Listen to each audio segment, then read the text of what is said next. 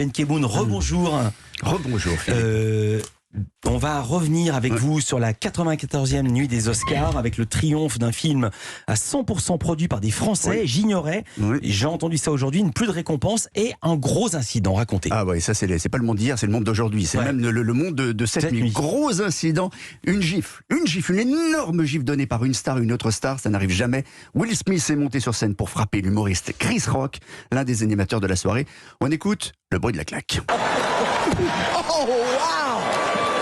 Wow! Alors ce qui est curieux, c'est qu'il y a des rires. On entend surtout le bruit du micro, mais c'est ça qui est troublant. Il y a des rires parce que Chris Rock venait de faire une plaisanterie, visiblement pas terrible, sans doute improvisée, sur l'épouse de Will Smith, qui s'appelle Jada Pinkett Smith. Chris Rock a comparé ses cheveux, coupés à ras, à Demi Moore, qui jouait, je ne sais pas si vous en souvenez, dans Armes égales, où elle avait les cheveux coupés très courts. C'est un film de Ridley Scott. Et comme Madame Smith, en fait, a une maladie qui s'appelle l'alopécie, qu'elle perd ses cheveux, Will Smith a pris un coup de sang terrible. On va écouter toute la séquence à présent.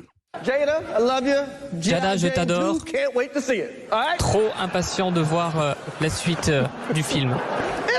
That was a nice one. Okay. Non, mais c'était I'm une out petite here. vanne rien que pour elle. Oh, Richard.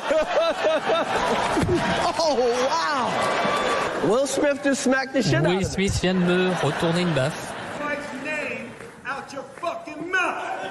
Je veux plus entendre un mot de ta bouche. It was a G.I. Jane jump. Alors c'était une blague.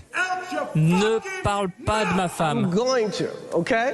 Ok, promis. Tu parles pas de ma femme comme ça, compris? Voilà. Fucking mouse. Voilà. La putain de bouche, voilà ce qu'il dit vraiment. Exactement, on l'a traduit avec un peu de pudeur, mais on va dire les choses. Mais ABC, le diffuseur, l'a pas traduit du tout. C'est-à-dire que la chaîne qui diffusait a coupé le son au moment où ça s'est passé. Donc on n'a pas entendu les insultes de Will Smith à Chris Rock. Mais il y en a eu vraiment. D'ailleurs, ce qui était amusant, c'est qu'il y a eu un communiqué des Oscars qui disait on va pas tolérer de violence. Et il y a un communiqué de la police de Los Angeles qui a dit pour l'instant il n'y a pas de plainte.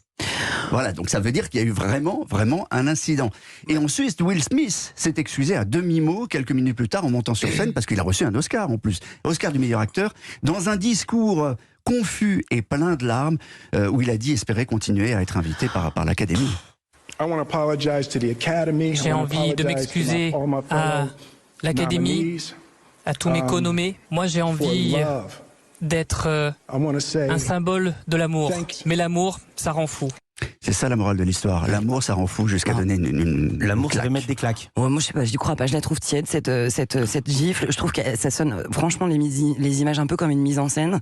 Et même symboliquement, je trouve que le geste est très moche de faire preuve de violence. Vous y croyez Moi, j'y crois. Alors, moi, j'y crois, ouais. De ce que j'entends, j'ai vu l'image ce matin, et puis de ce que j'entends, j'ai plutôt tendance à y croire. Et c'est assez, ça me rend plutôt triste en fait, parce que j'ai la sensation, c'est la sensation que j'ai, c'est que il est blessé, il est humilié et blessé, et qu'il ne peut plus se contrôler. C'est assez, entre guillemets, bon, moi je suis pas pour qu'on mette des baffes à quiconque, mais je trouve que dans ces situations extrêmement protocolaires où on n'a plus le droit de rien faire.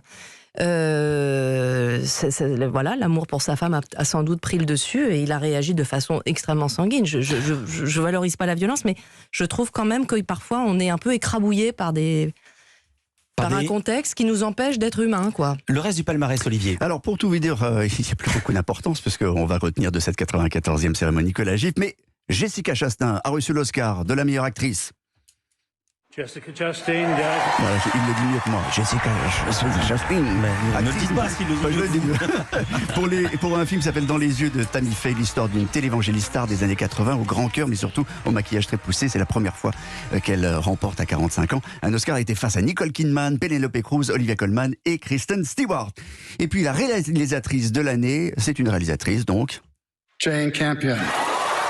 Jane Campion qui remporte l'Oscar de la meilleure réalisatrice, attendue mais méritée. Elle était favorite pour The Power of the Dog, un western sombre. On en a parlé tout à l'heure. Je précise qu'en 94 ans d'existence, les Oscars n'ont donné que 3 fois à une femme le titre de meilleure réalisatrice. C'était Catherine Bigelow et Chloé Zhao. Ça, c'était l'an dernier pour No Man's Land. Et puis le meilleur film est... Coda.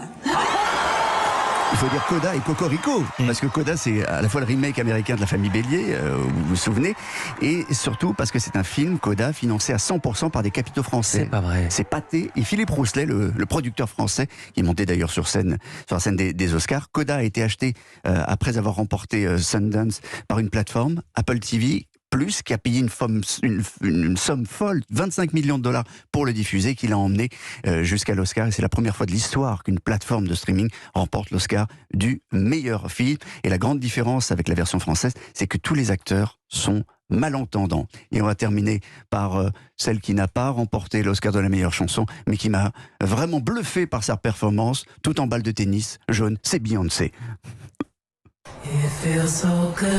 Ouais, Beyoncé qui a fait sa performance depuis les cours de tennis.